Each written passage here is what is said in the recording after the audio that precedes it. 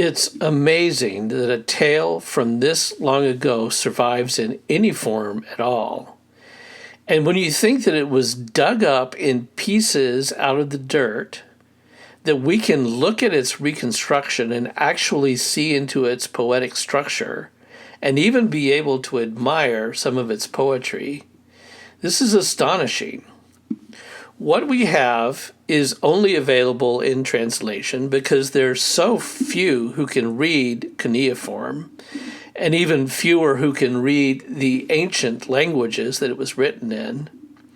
So all that we have is a partially reconstructed text with holes in it. And to get the poetic structure and sense, we need help. And then there's also thousands of tablets in varying state of preservation that have not even been looked at yet. It's possible that we may later get a better reconstruction. But to think of how much thought and discipline went into figuring out what we have. We begin by looking at this unknown script, cuneiform, look at the beauty and rhythm of strokes, order, and neatness that is clearly the height of human skill and intelligence, that there's something divine in it. It already invokes a sense of mystery and longing just looking at it. And it makes me wish that I could read it to know what this is saying, because it must be important. And, you could say the same thing about any developed cultural skill, about fine woodworking or weaving. They all have their own language and mysteries. But here, we're looking at the order and majesty of writing. Some brilliant mind looked at these forms until they figured out the basic structure. They puzzled over them with what he or she knew about the ancient Semitic languages. And in this case, it was a series of brilliant minds that figured out what Old Persian language is, and then figured out Babylonian and Assyrian, and then went all the way back to the ancient Sumerian, which is unlike any other language that we know, and figured out what this is in the writing. And we really owe a debt, I think, to Andrew George, who began to really see into the poetic structure and put it together in couplets and quatrains. And this is his interpretation, but it seems pretty reliable.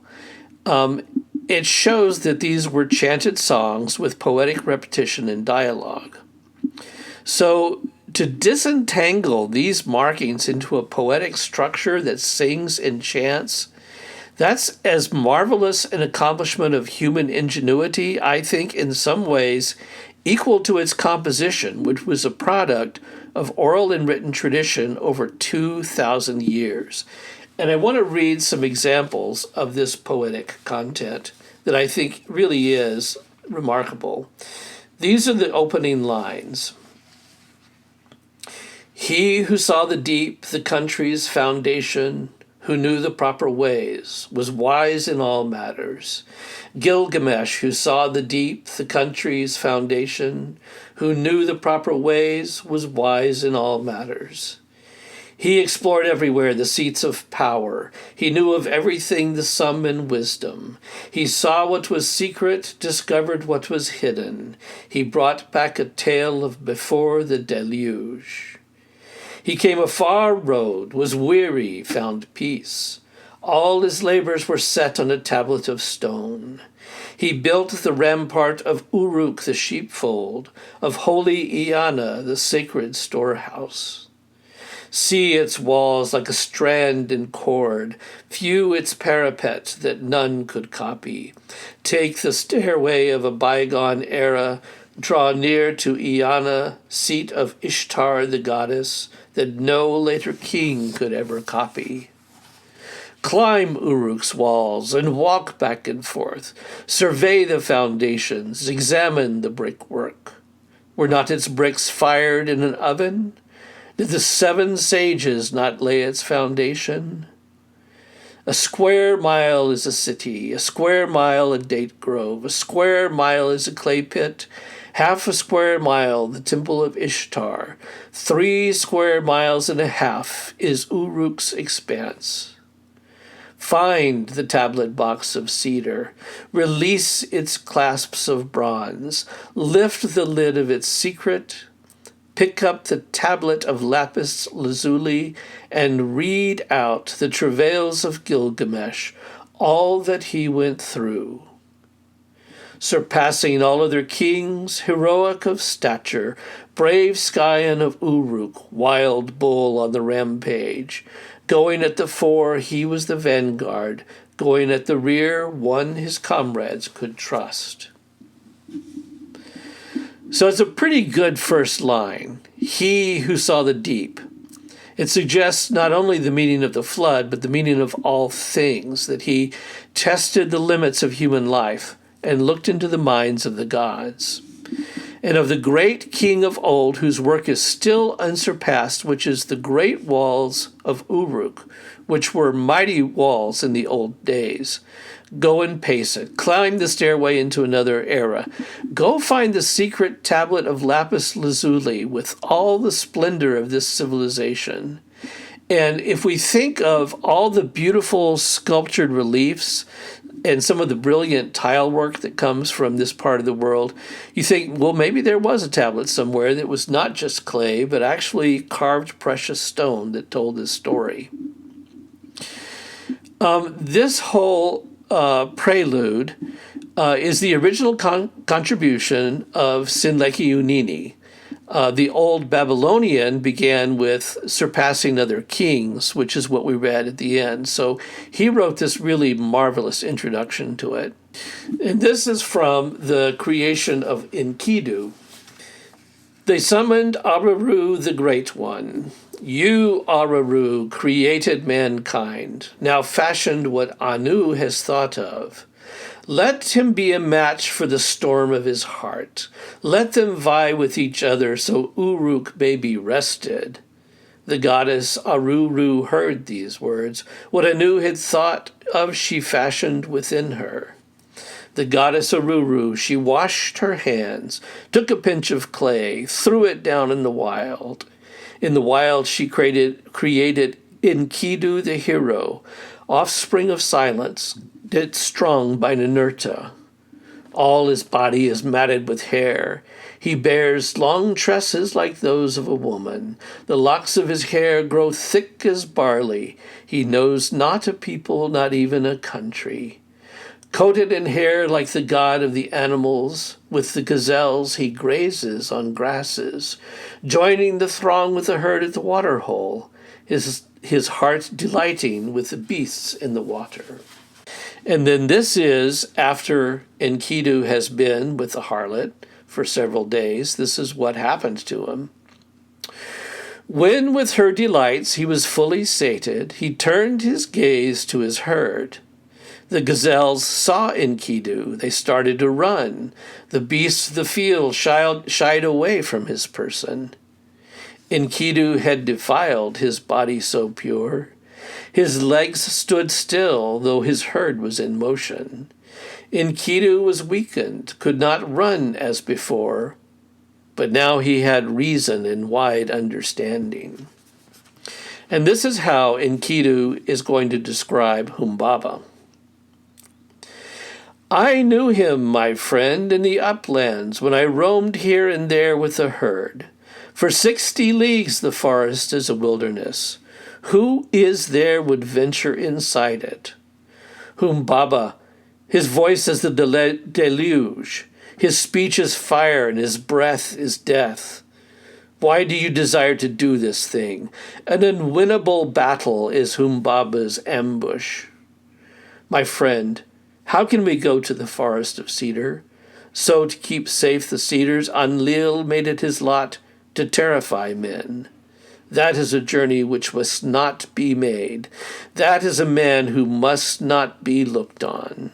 And this is how the goddess Ninsun, Gilgamesh's mother, entreats for his safety to go and fight against Humbaba. She climbed the staircase and went up on the roof. On the roof she set up a censer to Shamash, that's the sun god. Scattering incense, she lifted her arms in appeal to the sun god. Why did you afflict my son Gilgamesh with so restless a spirit? For now you have touched him, and he will tread the distant path to the home of Humbaba. He will face a battle he knows not. He will ride a road he knows not. You opened, O Shamash, the gate for the herd to go out. To bring folk light you came forth on the land. The uplands took shape, the heavens grew bright.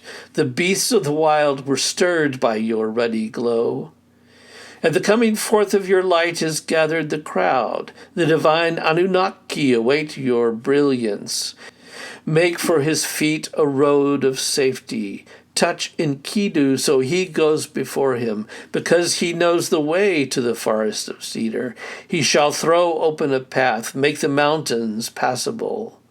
And a torch for the journey let him bear in his hand, until Gilgamesh reaches the forest of cedar. O Shamash, rouse against Humbaba the mighty gale winds, south wind, north wind, east wind, and west wind, blast, counterblast, typhoon, hurricane, and tempest, devil wind, frost wind, gale, and tornado. Let rise 13 winds and Humbaba's face darken. Let the weapons of Gilgamesh then conquer Humbaba. After your own very own fires are kindled, at that time, Shamash, O turn your face to the supplicant. Again, wild cow Ninsun made a request before Shamash. O Shamash, will not Gilgamesh rank with the gods? Will he not share the heavens with you? Will he not share with the moon a scepter and crown? Will he not grow wise with Ea of the ocean below? Wild cow Ninsun was clever and wise, well versed in everything. She, the mother of Gilgamesh, kissed the floor, then smothered the censer and came down from the roof. Now here is Gilgamesh on the road to the other world, to the place where he can find the end of the world and journey on to Utnapishtim. This is at the mountains of sunrise. To Masha's twin mountains he came, which daily guard the rising sun, whose tops support the fabric of heaven, whose base reaches down to the netherworld. There were scorpion men guarding its gate, whose terror was dread, whose glance was death, whose radiance was fearful, overwhelming the mountains. At sunrise and sunset they guarded the sun. Gilgamesh saw them. In fear and dread he covered his face, then collected his wits and drew nearer their presence. The scorpion man called to his mate, "He who has come to us, flesh of the gods is his body." The scorpion man's mate answered him, "2/3 of him is God, but 1/3 human." The scorpion man called out, saying a word to King Gilgamesh, "Flesh of the gods, how did you come here such a far road? How did you get here to be in my presence? How did you ford the rivers whose passage is perilous? Let me learn of your journey, where your face is turned. Let me learn of your mystery." "I am seeking the road of my father Utnapishti, who stood with the gods in assembly and found life eternal. Of death and life he shall tell me the secret." The scorpion man opened his mouth to speak, saying to Gilgamesh, "Never before, O Gilgamesh, was there one like you. Never did anyone travel the path of the mountain. For 12 double hours its interior extends. The darkness is dense, and light there is none. For the rising of the sun, for the setting of the sun, through sorrow by frost and by sunshine my face is burnt. Through exhaustion now." The scorpion man opened his mouth to speak, saying a word to King Gilgamesh, flesh of the gods. "Go, Gilgamesh. May the mountains of Mashu allow you to pass. May the mountains and the hills watch over your going. Let them help you in safety to continue your journey. May the gate of the mountain open before you." Gilgamesh heard these words. When the scorpion man told him, he took to heart. He took the path of the sun god. Now he's come to the edge of the world, and he's met by the alewife, and she accosts him, and she says to him, You toiled away, and what did you achieve? You exhaust yourself with ceaseless toil. You fill your sinews with sorrow, bringing forward the end of your days. Man is snapped off like a reed in a canebrake. The comely young man, the pretty young woman, all too soon in their prime, death abducts them. No one at all sees death. No one at all sees the face of death. No one at all hears the voice of death. Death so savage who hacks men down. Ever do we build our households. Ever do we make our nests. Ever do brothers divide their inheritance. Ever do feuds arise in the land. Ever the river has risen and brought us the flood, the mayfly floating on the water, on the face of the sun its countenance gazes. Then, all of a sudden, nothing is there. The abducted and the dead alike is their lot. But never was drawn the likeness of death. Never in the land did the dead greet a man. Then Anuki, the great gods, held an assembly. Mamitum, maker of destiny, fixed fates with them. Both death and life did they establish, but the day of death they do not disclose. And then this is just the very end. He's on his way back to the city, and he's with the ferry boatman. At 20 leagues they broke bread. At 30 leagues they pitched the camp. When they arrived in Uruk the sheepfold, said Gilgamesh to him, to Urshanabi the boatman, O Urshanabi, climb Uruk's walls and walk back and forth. Survey its foundations. Examine the brickwork. Were not its bricks fired in an oven? Did the 7 sages not lay its foundation? A square mile is a city, a square mile date grove, a square mile is clay pit, half a square mile the temple of Ishtar, 3 square miles and a half is Uruk's expense. And that is the end of the epic. A little of this very old mythology has survived in the form of shorter tales, as we have in this book, Mesopotamian Myths by Henrietta McCall.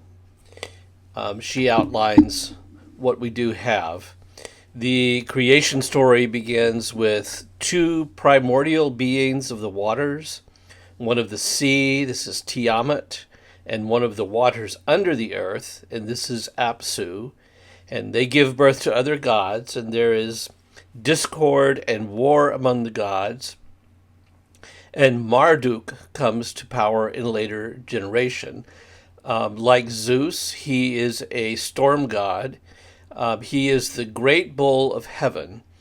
And the Taurus Mountains, named for the bull constellation, that rise along the southern coast of Turkey and divide the Anatolian plateau from the Syrian lowlands. This is where sea winds rise and collect and produce rain. And this is where the headwaters of the Tigris and Euphrates rivers are. And so the stomping, snorting bull associated with thunder and earthquake and storm is a main god for these peoples. And when we speak of the bull, we're not talking about bulls like we see today. We're speaking of the huge, fearsome, and now extinct aurochs that stood 6 feet tall at the shoulder and had horns that were 3 feet long apiece. So these were monstrous and very dangerous bulls. The gods created humanity to be their servants. So in the beginning, the gods worked the fields themselves, and then they decided to make humanity to do this for them. And so humanity works the fields, harvests, makes food for the gods, builds cities with temples for their home on earth, because in each city there is a temple to the god of the city, and in that temple a statue of the god was placed, and that god was clothed and fed, and this was its place on the earth. The role of the king was to sacrifice to his god or goddess, and the king's success was tied to the prosperity and plenty of the realm. This is how we knew if he was a good king or not. So the entire life of the city and the people was tied to ritual aspects serving the god. And there were many of these gods, and one or more might be more powerful in legend according to the cults of the different cities.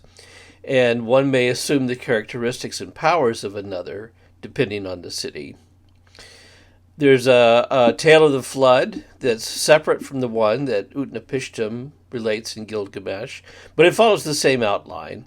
And the reason for the flood was that mankind became too plenteous and too noisy and disturbed the peace and rest of the gods. But to do away with them would be a big mistake, because then there's no one to serve the gods. And so one of them decided to save one of the people, and did so by whispering as a breeze between the slats of his home how he should build this boat and furnish it. This mythology is very old, so old that we don't have a clear picture of it. The few myths that have been found, none are very complete. The mythology did survive into the period of the Canaanites that we see in the Bible Old Testament, and it's basically the same mythology and ideology. Each city had its own main god, goddess, and it appears there's just no systematic theology or order except as it's presented in these separate tales. But a lot is just not known. The Vedic mythology of the Zoroastrians and of India arrived relatively late from eastern Persia. It arrived among the Hurrian peoples who lived up in the northern Syria and the headwaters of the rivers. They settled near the Hittites. These were originally Zoroastrians, and they spoke a language similar to the Vestic languages of the Vedic religions. And as these myths spread across Anatolia, what we call Asia Minor, they filtered into the Phrygian and Ionian peoples of the Aegean Sea. The recent trend in scholarship is to try to identify the influence of Near East myth on ancient Greek lore. But this isn't easy to do, simply because this is still a pre-literate age in the Greek lands. The Minoan and Mycenaean peoples developed a script that we call Linear A and then Linear B, and this vanished in the upheavals that we call the Bronze Age collapse of about the 12th century before Christ. The Greek alphabet, when it appears again in the 8th century, is a different alphabet. It's been adapted from the Phoenicians. And so again, this is a Near East influence. And we know that there's a Near East influence in Greek mythology because the most ancient layer of Greek myth is what's in the stars. This is where the old stories were written first, as it were, is in the constellations. And the deep antiquity of oral lore is preserved in the constellations. So the constellation myth cycles of Perseus and Hercules and the Argonauts and all the really old song cycles, and there's many more that are, some of them obscure, but they're all cataloged by the Alexandrians later. And these are texts that survived through the medieval era into modernity. So we know about these star myths. And so we know that the names of the constellations and of the stars themselves, even in Greek mythology, are not Greek in origin. They're Babylonian names. So this is pretty strong evidence of Near Eastern influence. But other than a general outline of the genealogy of the gods and the rebellion of Zeus, like the rebellion of Marduk, the similarities between Greek and Mesopotamian mythology are kind of vague, and the differences are pretty sharp. The Greeks seem to have purified and ennobled their gods and heroes, at least by the classical age, in a way that I'm not sure we really see in Babylonian myth. Zeus and Athena are portrayed as noble and just, according to the Greek ideal, because there's this strong undercurrent of idealistic philosophy that's really difficult to discern in the world of Gilgamesh. If you make the case that Aphrodite is an Ishtar figure, or that Hercules is a Gilgamesh figure, scholars have tried to make these arguments, but it seems like there's been a metamorphosis somewhere, and there's been some kind of change. So, at least it seems to me that the influence on the development of Greek epic is not clear or convincing in terms of the stories themselves, at least not yet. Well, because Gilgamesh appears in writing so early, so long before the Hebrew scriptures were written down, many scholars, in most popular opinion, assume that it is the source of the Hebrew scriptures. But, we need to remember that most lore in those days was kept orally and passed down orally long before it came into writing. So even if it's clear that the Hebrews and the Babylonians had a shared lore and a shared history, you can see pretty clearly that the Hebrews had a different interpretation of it. And anyway, there's no arguing that Abram came from Ur with these tales that he kept among his children for generations. And according to the Hebrew lore, this was all lost during the time of the Egyptian exile. And so it was revealed again to Moses on Mount Sinai, and Moses is considered the author of the first 5 books of the Bible. And I think we have to respect these traditions and not dismiss them so easily. Moses may have kept this lore in an oral form, maybe not. We don't really know. But we do have, extremely complex instructions in the 5 books of Moses for the priesthood, for the garments, appointments for the tabernacle, laws and order and manner in which the Hebrew people marched through the desert from Sinai. And all of these many, many details have theological implications in the order of church services today. And all of these details align with the theological mysteries centered in the makeup of the Ark of the Tabernacle, and all these details are fulfilled in detail in the life of the Theotokos, the Mother of God. So in the Hebrew view, you have a very complete picture that we just have not inherited from the Mesopotamians. When writing is mentioned in the Old Testament, it begins to be mentioned in the time of the Judges, and this is after the Hebrew people have settled in the land of Canaan. And books are actually mentioned in the Chronicle books, in Samuel and the books of the Kings and Chronicles. And so if we say that the oldest Hebrew writings only come from a later period, the oldest writings that we still have, well, this should come as no surprise because manuscript history is always like that. If we reject everything that we have before our earliest proven evidence, we have to reject a long, long history. And one of the things that we do tend to reject is the tradition of Moses receiving the revelation of the Genesis on Mount Sinai. But, having read now St. Sophrony of Essex and his personal experience of the uncreated light, and what his experience of God was like, maybe we should rethink this story about Moses receiving the revelation on Mount Sinai, because it's awfully similar. And St. Sophrony lived in our time. And he, like all the fathers before them, absolutely did believe that God revealed himself fully to Moses. He explicitly said so in his writings on the I am of God. So the point that I'm trying to make here is that Gilgamesh takes us deep into the great antiquity of the ancient Near East, and so into the mysterious world of the Old Testament Genesis, days both before and after the Great Flood.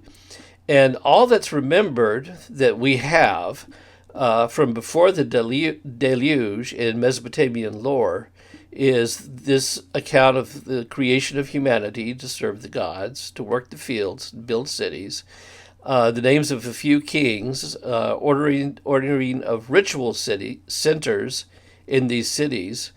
There was the proper reason for human civilization in their view, and the reason for the flood, that humanity became too numerous and too noisy and needed to be reduced. And so they decided to do away with man altogether and realized that this was probably a mistake. But the Old Testament just has so many more tantalizing details of the old lore, even if it comes from a later time of writing. More is remembered of the ancient times in these days before and after the flood. The stories of the giants, of the Nephilim, the names of the founders of culture, how Cain, after he killed Abel, went and lived in the land of Nod, which is east of Eden. And this is the land of Shinar, which is Sumeria. Cain built the first city, named it for his son Enoch. Jamal, the son of Lamech, was the first to live in tents and keep flocks. His brother Jubal was the first to play harp and pipes. Tubal-Cain was the first to forge bronze and iron. And we have stories in the Old Testament of these ancient cities and of the mighty men of old, such as Nimrod, the first of the mighty men of old. We have details, well, not details, but we have mentioning of the building of Babel, of Erech, and that's Uruk, of Akkad and Nineveh. All these are mentioned in the Old Testament long before any of these cities were discovered by archaeologists. So the Old Testament, as we have it, records traditions that are extremely old as any other, regardless of when this was written down.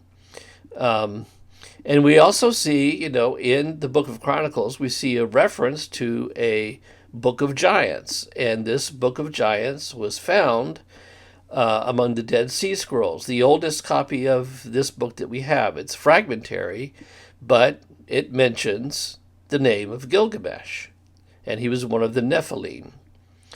So, in all of these sources that we have, even in what we have of non-canonical scriptures, scriptures that are not included in the canon of the Bible, we have references to some of these stories, except in the Hebrew tradition, the one of the Nephilim who crosses the cosmic ocean to search out his answers is not Gilgamesh, but it's another, and he gets answers not from Noah but from Enoch, who was translated to eternity. And Enoch warns him in this story in the book of Enoch of the flood to come. And there's also a lot of lore that's not in the canonical scriptures, but it's kept in rabbinic tradition, and also quite a bit in the early fathers that's not in the canonical Bible. And this was at a time before the Bible texts were even codified. So particularly the writings of St. Ephrem the Syrian, who, as his name implies, was from Syria and knew the oral traditions of that land.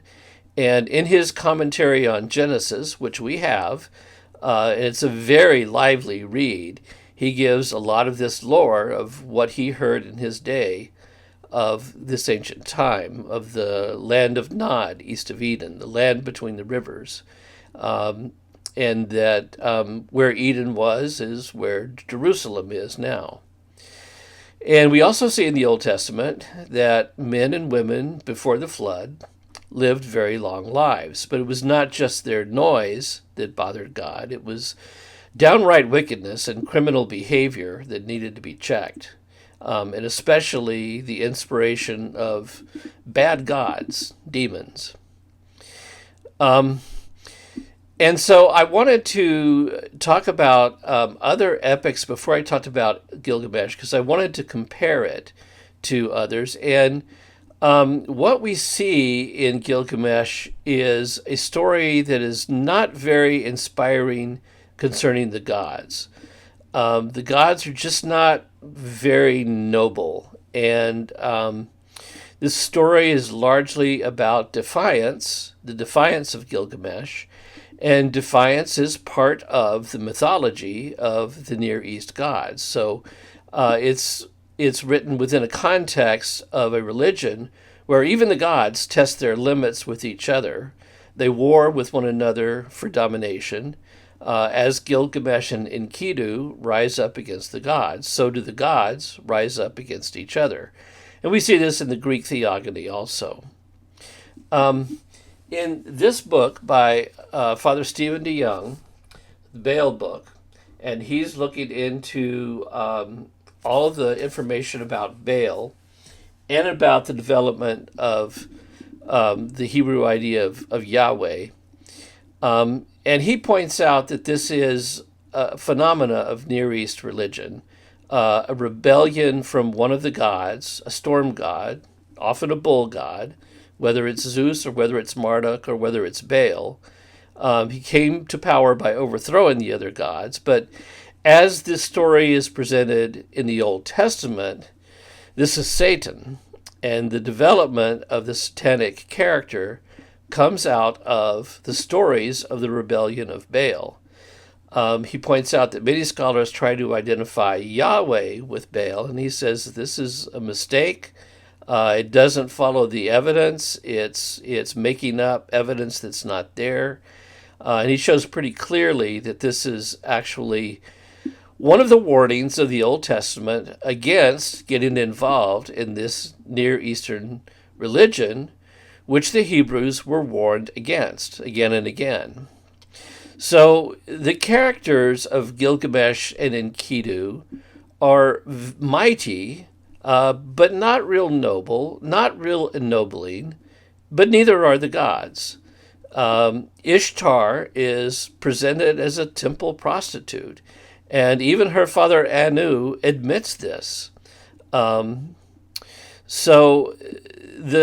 people only prosper in the Mesopotamian mythology when the gods are pleased, and when they're annoyed, they try to eliminate them. So this just doesn't seem to present a vision of humanity in a divine cosmos that really clarifies the meaning of existence. Now, perhaps I am being judgmental of a culture that I don't understand very well, and this is certainly possible. It's a culture that vanished into the dust long ago, without enough strength of continuity to show a living example of it. And maybe it couldn't survive anyway. But if you compare the Gilgamesh myth to the Mahabharata legends, you see something that looks very different, because the Vedic harmony of men with the gods includes ennobling ideas of justice and perfection with the cultivation of virtue and right living that I just don't really see in Mesopotamian myth and legend. In fact, it seems to reinforce the biblical criticism against this culture. None of this criticism, as harsh as it may be, kept me from enjoying this ancient poetry. At one time, this Near Eastern poetry was alive with song. We know this not only because of the lyric structure that has emerged out of the dust of centuries through the labor of so many who went digging for it, but also because we see harps and lyres depicted on the ancient walls and sculptures of the ruins of these cities. And then, in 1922, archaeologists dug up the remains of the gold lyre of Ur, and this was an immense lyre, decomposing for millennia in the rubble, since 2,500 years before Christ, and for 2,000 years after Christ. For 4,500 years in the dust, we found the remains of this massive, beautiful harp, and they found a smaller silver lyre in the same place. And a handful of musicians and musicologists have built replicas. And the gold lyre of Ur is a magnificent instrument with an unusually deep, resonant, and really unique voice. It has a resonating sound bridge that makes the strings hum like an East Indian sitar. And at the touch of its strings, all these songs leapt alive in their magic. Peter Pringle, the popular Canadian songwriter, sings some of the ancient Sumerian songs to old instruments. And in one of his YouTube videos, he sings a lament for the death of Gilgamesh, accompanied on his replica of the great gold lyre of Ur. And it's a magnificent presentation. Stephanie Connor, accompanied by the lyre ensemble, sings the powerful verses in which Utnapishtim describes the flood, how even the gods were terrified at the winds and waters unleashed on the earth as they fled into the heavens and lamented the destruction they saw. And she also sings the world-shaking scream of Ishtar threatening to break down the doors of the underworld and set the dead free on earth to feed on the living. These are modern recreations. They're just interpretations of what one might imagine these songs might have been.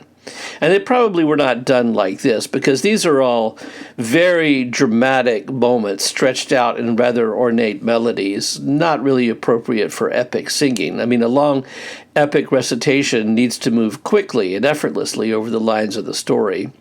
And for that matter, we don't even know really what these dead languages even sound like. We're just using guesswork, really, and based on what we know. So these are, rather ornate reproductions, but they're all highly effective and very moving interpretations, and they make the poetry come alive.